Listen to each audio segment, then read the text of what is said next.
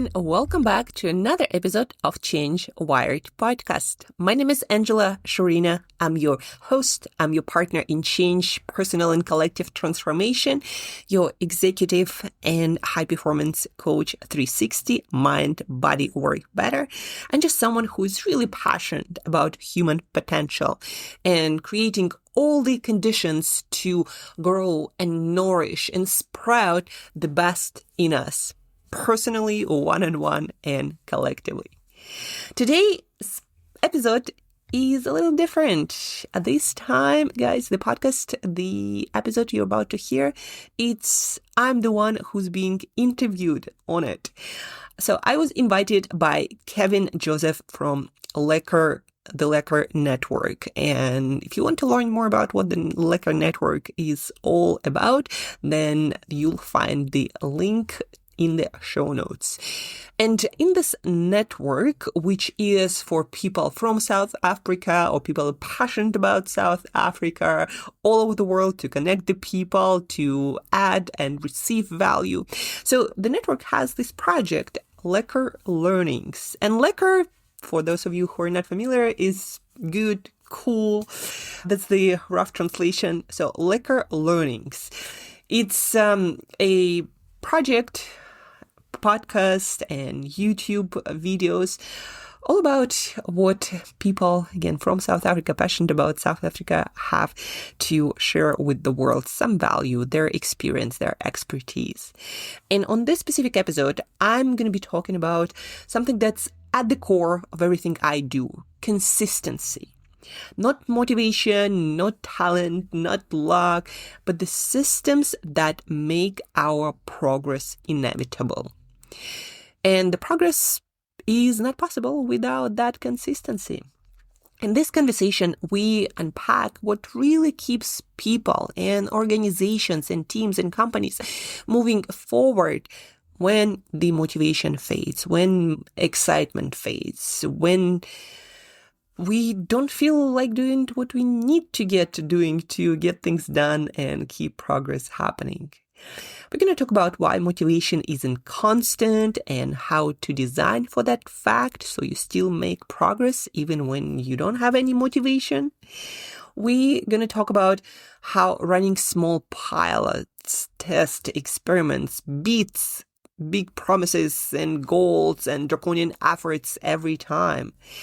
We're going to unpack what I call the consistency code, a 3-pillar formula for lasting behavior change, whether that's behavior change one-on-one, your team, or entire organization. We'll explore how biology, psychology, and environment shape the way we show up every day and what we do, and how each of us and leaders on all levels can design systems that help people do their best work, or just do their best in life, even when we don't feel like it.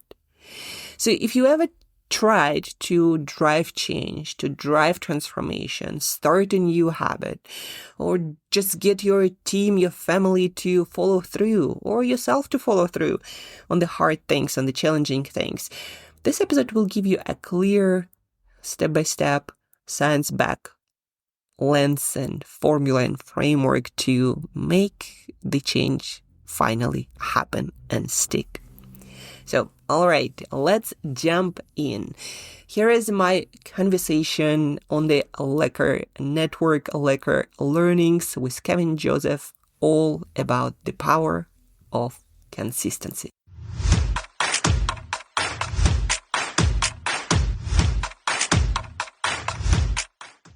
How's it, Lekker Network? I am Kevin, the host of Lekker Learnings, meeting with extraordinary South Africans who are bridging gaps between Mzansi and the world. Today, I'm joined by Angela Sharina, a leading expert in behavioral science, change management, and people transformation. With 17 years of experience coaching execs, entrepreneurs, and teams, Angela helps organizations bridge the gap between strategy and execution by designing systems that drive sustainable behavior-based change. Her unique approach combines neuroscience, motivational psychology, and coaching methodologies to empower individuals and businesses to achieve lasting results, even in high-pressure, fast-changing environments. If you're ready to turn strategy into action and make lasting change, this Lekker Learning will give you the key to unlocking consistent, high-performance results. Angela, thanks so much for coming on. Of course, this is very close to my heart as someone who's a behavioral enthusiast as well. So I'm very happy to have you here. Thank you. Yeah, thank you so much, Kevin, for having me and for such an amazing introduction. Like, I'm all that. I'm already feeling a little bit under pressure. Yeah, not at all. But I'm actually feeling under pressure, and I'll tell you why. Because I had a look at your LinkedIn profile and I saw that you are certified in so many different areas, but especially in health, wellness, fitness. It was really impressive to see just all the certifications that you've got and the experience of knowledge that you have in this area. So I'm really looking forward to hearing your perspective, and for all the Lekker members as well, on how we can make consistent behavioral change, be better leaders, and have better organizations generally. Anyway, just very excited for that. Yeah, I'm excited as well. Thank you. Yeah. So let's kick off. As I was reading through your work and your profile, one statement that really stuck out was, in a world of tools, I help humans transform and culture to evolve. This is super interesting because what do you think some of the most important aspects of the human-to-human connection are that a tool can't replace when it comes to leadership development and culture change in companies? Yeah, thank you for highlighting this phrase. And I think where my thinking changed a little bit is that tools can be helpful to facilitate that human transformation and culture change if we understand that what we're doing with those tools is improving certain or boosting certain aspects that help humans to transform and change their behavior, like motivation.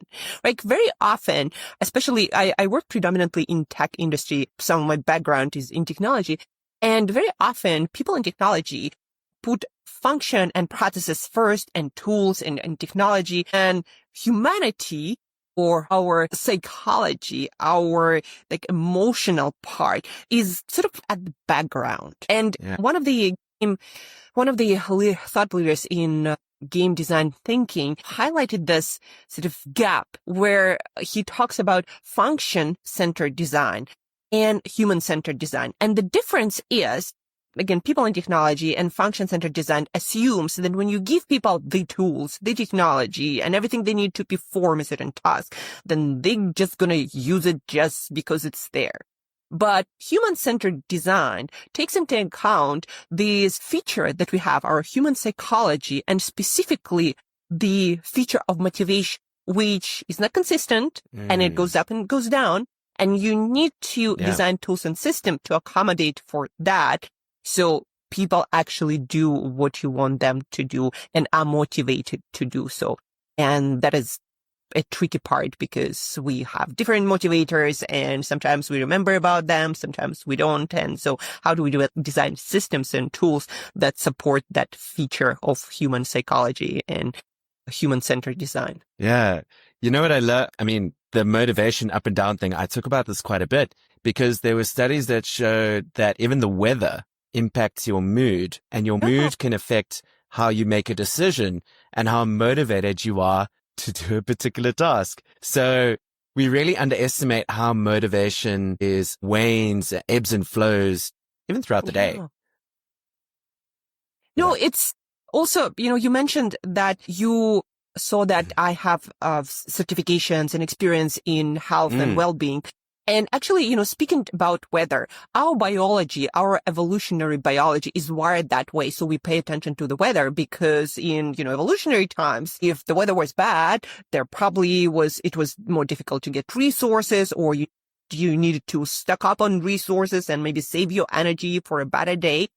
And that's why our decision making is so affected by the weather, by the environment, because for us, it means like the resources, the energy, how available are those, and what is the future from the perspective of today and right now looks like. And then based on that, how much energy we can extend and how much energy we need to save. And that's like just an ongoing conversation, right? So our psychology is interlinked with our biology, and we also need to make sure that we understand that we are not separate. Our brain doesn't function separately from our body.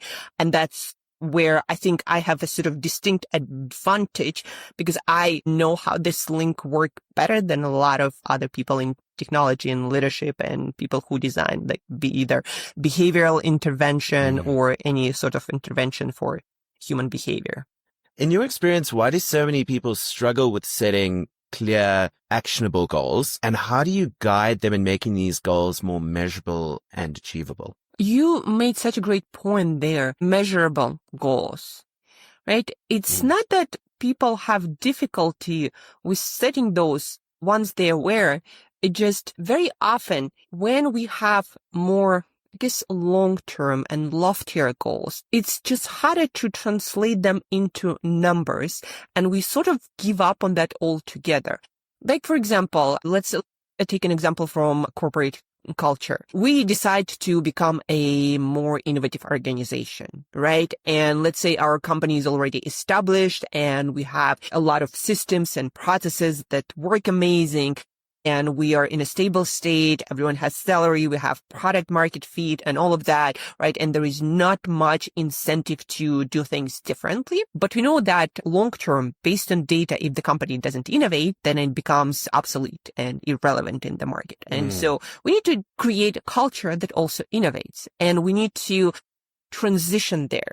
And so how do we become more innovative culture? How do we measure that aspect of innovation, right? It's a little bit more difficult to measure it. Not impossible, but it takes a little bit of thinking to design, to measure those softer definitions and cultural aspects, like how do we measure values, right? Or the progression or the change of those values. And again, in my work and in a lot of business case studies, I know that companies do that it can be done, but it's just a little bit more challenging, and it requires a leader to be focused on that. Like if we want to improve that, if we are serious of changing that we need to learn how to measure it. Like the foundation of management, what gets measured gets managed. So if you don't measure the stuff that you want to change or you want to improve or you want to work on somehow, then it's not going to go somewhere consistently or predictably. Okay. So is that something that you recommend to your clients, like how to put in measures so that they can actually track the change in the behavior and also so that they know what's working and what's not working, right? Yes, exactly. Measuring helps you to know what's working, what's not working. And also it helps you to measure the progression from state A to state B. And let's say someone leadership wants to become more inclusive, right? If you want to improve something, you got to understand where you are. And usually when it comes to any values, the only thing you can really measure is the behaviors and then the effect that people have. So how inclusive do you feel our culture is or leadership is, right? So you can measure that, but then you need to say, how did we arrive there? Like with that assessment, let's say it's low in inclusivity. So what are the behaviors that contribute to that? Those are the things that you can measure. And once you measure based on data, on best practices, based on your own history. Once you can measure it, you think, okay, this is a state A and we're here because of that. And now this is a state B. So we need to do certain behaviors in our theory or our thesis, we need to do certain behaviors to improve that measurement of inclusivity, right? And then you run a pilot and you're like, okay, we do these behaviors that we measure. And then you do the assessment again. And did we arrive there? And if not, you got to do something else. And if you don't measure it, obviously you might do a bunch of things and you never know if something improved or not. Slight detour as well. You mentioned doing pilots. Now, experimentation in business, I think, is something that is often still lacking. We know about doing A/B tests on emails and stuff like that, but how important do you think it is for businesses and maybe even for individuals to set up business experiments in their teams? It's an essential part. We might have a lot of theories about what is possible, what we can do, what people will do. That's whether personally or team-wide or company-wide. But we never really know. And we never really know because it's a different people. We might read about it, somewhere or somebody did something. Maybe different people, might be different sector of business.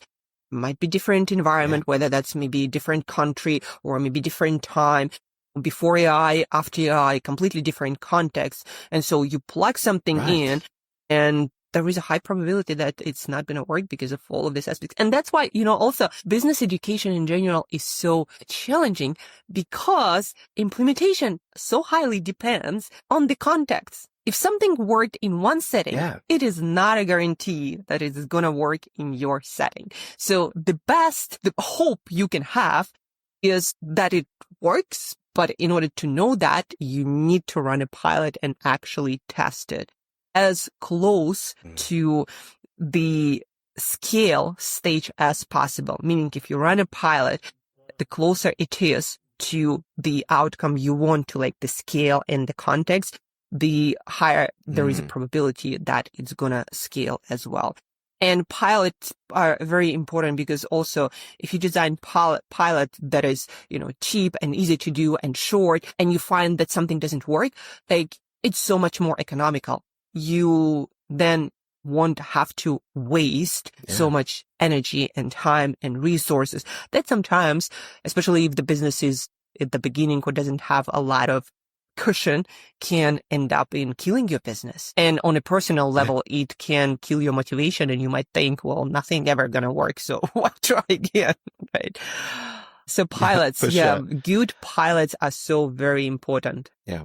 I love what you mentioned because context is so important. And a lot of the research, as an example in the behavioral sciences, is done with weird. Have you heard the WIERD? So it's westernized, but it's a very particular subsect of the population. It mainly comes from Northern America, and it's mainly white westernized people with a certain age range. And a lot of it is done with college kids because the professors that are doing the research, it's very easy to get that sample. Now, when we come to South Africa, we have an entirely different culture and context, and the people here may behave very differently to the people in that subsector of the population. So doing pilots here for South Africans and with the South African context is so important to see what's working with people in the global south. Yeah. And it's, I think, very important. What makes it super important to understand the context is people in different cultures are motivated by different things. So let's say we would take West.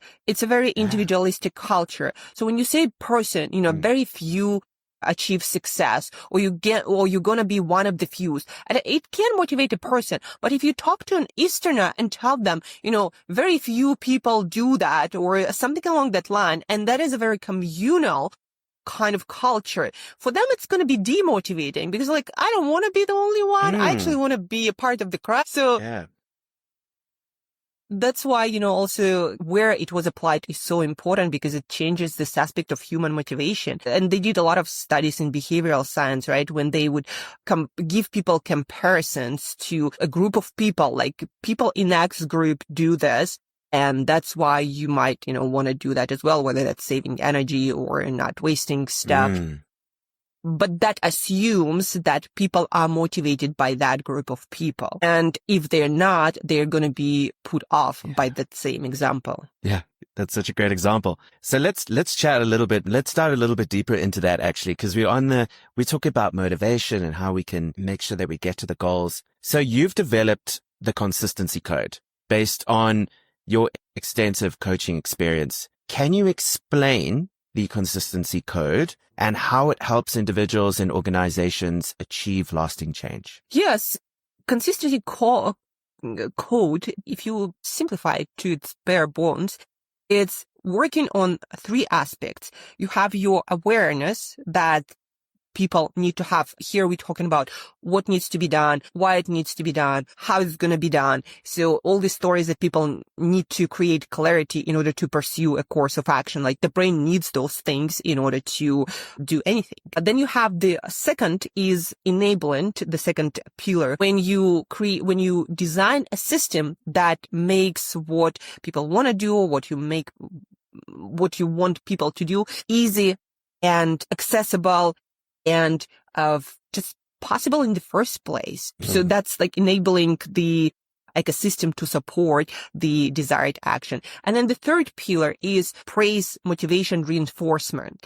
And that is where you design a set of reminders, a set of incentives, non-monetary, and also things that help people to see their progress and praising the right kind of behavior. I like to call the whole system seed to sprout. You put the awareness, you put the seed in, right? Then you design the soil to support the growth. And then in the sprouting stage, you nourish the growth by different incentive, again, monetary progress and autonomy and purpose and praise. When you have all of this in place, there is a high probability that you're going to achieve success, and the success that's going to be consistent. And all of that is at the background measured and tracked, because as we mentioned, if you don't measure it, chances are you're not going to be able to shape the journey and figure out what's working, what's not working, how well it's working, and whether it's worth continuing the same course of action. There was a lot of work in terms of what motivates people to do their best work. For example, there is a book, The Progress Principle. And analyzing 12,000 of work diaries, what they learned is progress is amidst the most motivating things for human being, progress towards meaningful goals. And because of that, we need to design systems to track and measure and make that progress visible. One of the big mistakes that you mentioned before when we chatted is that people try to take on too much at one time and then get very overwhelmed by the pressure. And you talk about this like making it easy. So how important is it to not to do one thing at a time when you're trying to make change happen? Yes, such a great point, Kevin. I sometimes forget to mention it because for me, it feels like such a common thing to do.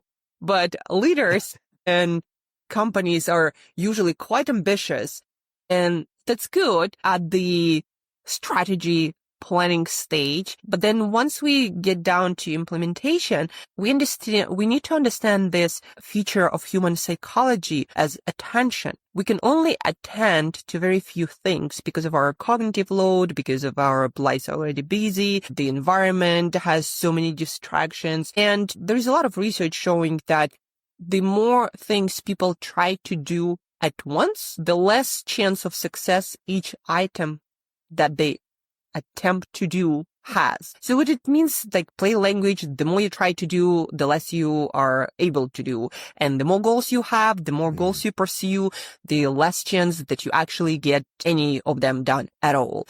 There is the saying, try to catch 2 rabbits and you catch like none. So the same kind of thing goes here. We don't have unlimited attention. We have limits on our ability to pay attention and distribute our resources like energy and time to anything. That's one thing. But then also, if you attempt to do a lot of things at the same time, then it's hard to say what actually worked towards you achieving that goal. If I try to change culture and I try to implement 10 behaviors all at once and it works, but how do you know now what actually worked? And when you have less time and energy and resources, how do you know where to shrink your effort and what was essential for the change in the first place and what you can drop when you need to switch your attention to something else?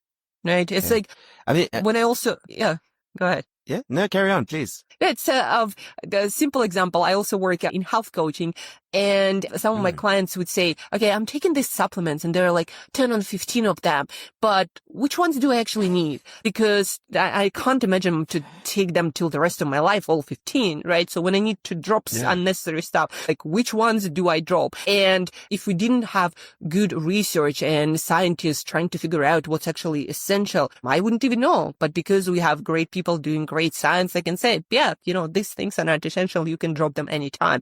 And so back to your original question, when you try to implement all of the things all at once, and God, sent you luck and you improved and you progressed, but then what worked? And then what can you stop and what do you need to build up on, because resources are always limited. Yeah. I guess to round it out, what you're saying is that for, like, let's say if you have you're a business owner and you're trying to do something like this in your company, it's run a pilot, but test one thing at a time. Because if you test too many things, you don't know what worked, and you could actually be costing money on things that have very little impact, whereas it's one thing that has an impact. And at an individual level, I have all these goals. I'm very ambitious, but what's best to do is to tackle one goal at a time, get that right, and then move on to the next one, so that you're not totally overwhelmed, so that your focus and your attention is solely put into developing yourself in that one area, because otherwise you spread yourself too thin and you actually end up not getting any of them. Is that right?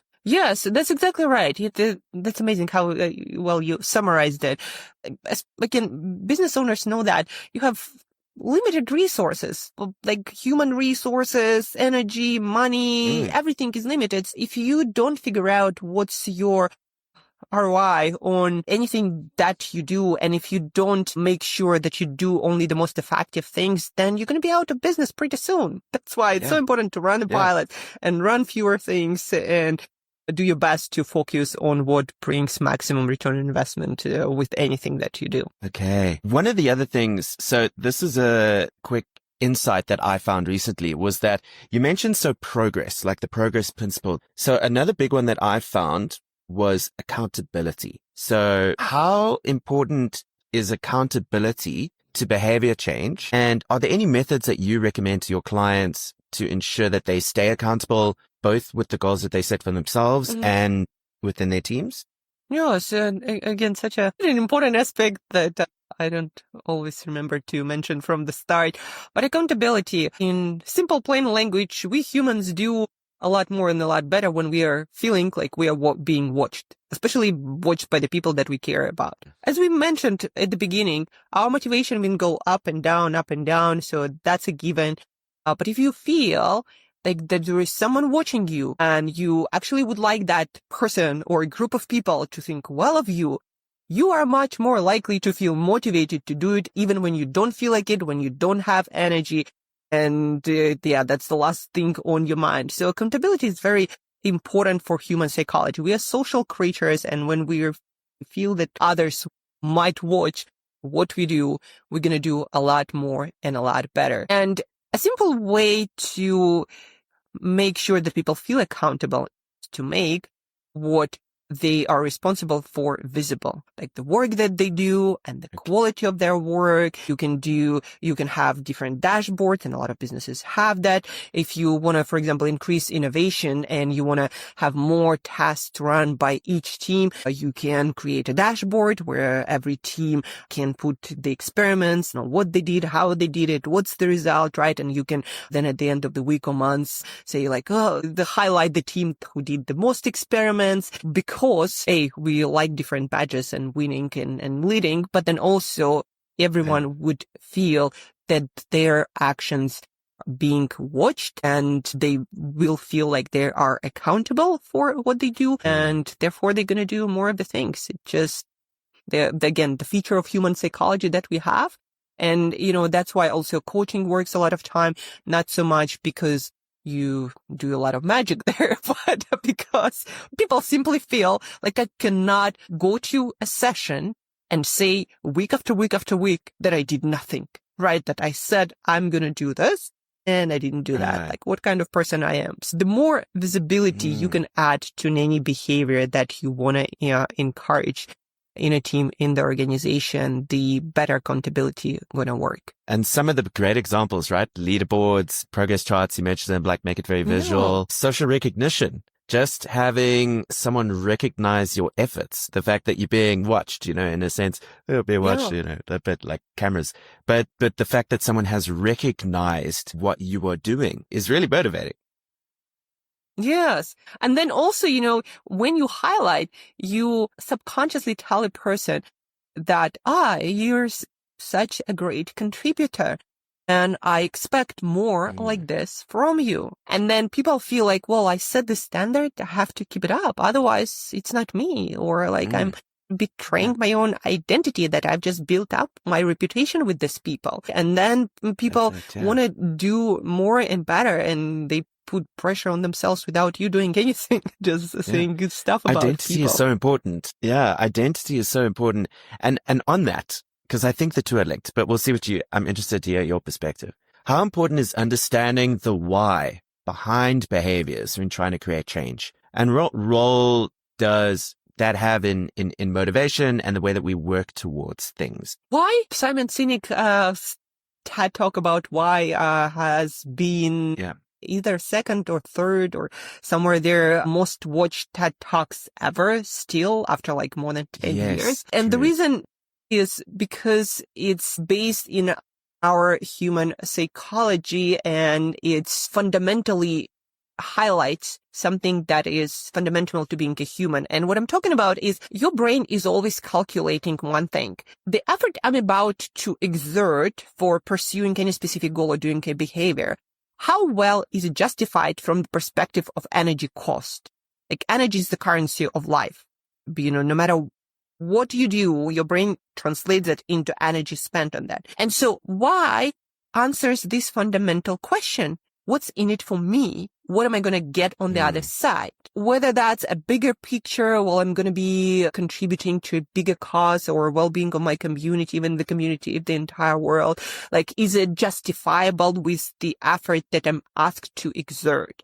Right? And when your brain doesn't have the answer to the question, why it's important, why it's worth it, why the energy I'm about to spend worth that goal, then you're not going to get green light from your own brain for taking action, especially not consistently. And that is why it's so fundamental to have clarity around like why this behavior that I want people to do, I want myself to do. Why is this important? And what it gives to the person who performs the action, whether that's myself or my team or my organization. And human beings have two kinds of like primary motivation. What's in it for me? And also how does this serve bigger community or me serving the world? Because we are made that way that we are not entirely selfish. We have a selfish part, like I take care of myself, and we have a non-selfish part. I need to also serve the community, the world that I'm living in, for many different reasons. And so when you can combine two of those, why for myself, what's in it for me, and then why, how do I serve others with that behavior that you tell me, if you can link that to the behavior that you want people to do consistently, and you will remind that consistently, then people will do the behavior. I would argue that that is the biggest thing. Nietzsche said, when you have a big enough why, you'll figure out how. So it's not the exact quote, but it's along those lines. Very long time ago, all the philosophers and like people in self-development noticed that if you give people a good enough reason, they would freaking do anything. It doesn't matter how much energy it will take. BJ Fogg in Stanford, he is a behavioral scientist, really big in habit formation, has this graph that shows the relationship between motivation and ability, which basically says the more motivation a person has, the harder the action can be, and they will still do it. But the less the motivation you have, the easier it has to be for the person to perform the action. And as we talked about, motivation goes up and down. And so that's why it's important to make things easy. So because people are not going to feel all that motivated all the time.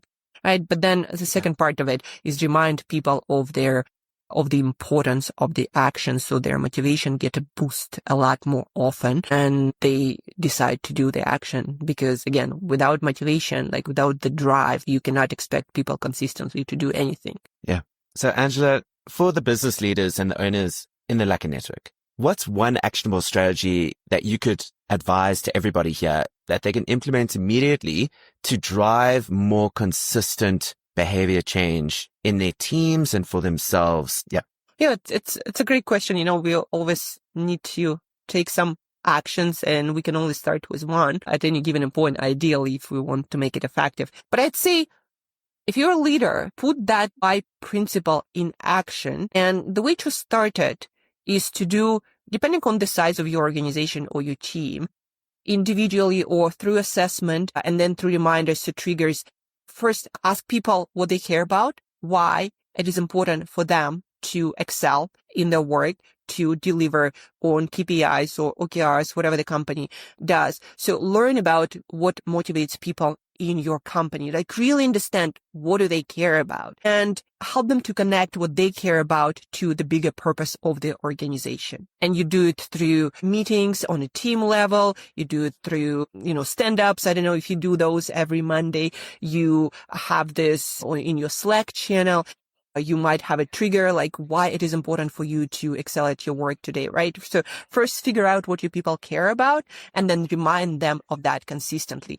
And because we live in the era of AI, you can actually scale the personalized connection to what people care about. Meaning, if I care about, changing the world and building system for human thriving, then remind me of how my work connects to that. And I'll be every day driven beyond measure to do my absolute best. Okay. So put this principle why in practice, figure out what your people care about and remind them of that often. So this has been actually a masterclass in human behavior. I'm going to try and sum up some key issues, and I hope I don't leave anything out because you've given such a great explanation of just the basics of human psychology and how it works with behavior change. But in terms of the consistency code, find your clarity of why. Make sure that the people in your teams are connected to what's important, and not just from what I get out of it, but you also mentioned it's how I can help on a broader level. So even on a social level. So, and if you can match those two things, you're in the money. Then make it very easy to do because our motivation wanes. It's never stable. So you mentioned making that super easy so that when our motivation is very low, it's very easy to still do the action. Because if it was hard, we just wouldn't do it. And the last one of your consistency code is reinforcement, right? So remind people, continue to remind them of the connection that they have for this greater purpose or what they get out of it, and reinforce the behaviors that they're doing, so that we can continue to be consistent towards them. Because, as you mentioned, progress is the one thing that we need to see in order for us to continue to improve and be better. I hope that I rounded out that nicely out of all the insights that you've given us today. It's been an absolute pleasure having you on. If anybody's interested in really getting insight into human behavior for their teams and even for themselves, please go and look up Angela Sharina and the consistency code and go and check her out. Thank you, Angela. It's been an absolute pleasure. Yeah, thank you, Kevin, for having me. It's absolutely enjoyed it.